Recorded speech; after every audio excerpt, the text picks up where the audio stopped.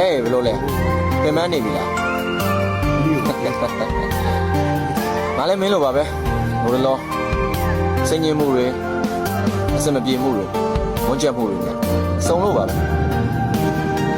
မင်းလည်းစိတ်ညစ်လို့တော့ရတယ်ဒါပေမဲ့စိတ်တကြနေလို့တော့မရဘူးငါတို့လူဘဝရေးဆိုတာကရုပ်တရုပ်တရုပ်လိုမျိုးပဲ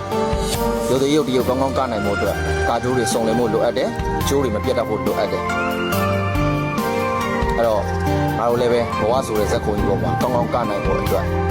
စိတ်သက်ခွန်အားဆိုတဲ့ကျိုးတွေမပြတ်တတ်ဖို့အတွက်လိုအပ်တယ်အရင်စိတ်ညစ်မနေပါနဲ့မင်းကလူတော်တယောက်ပါတို့ငါတို့ကြုံတွေ့နေရတဲ့အစမပြေမှုတွေကနောက်ချိန်မှာကြီးစရာဟာသားလေးတွေဖြစ်လာမှာကွာ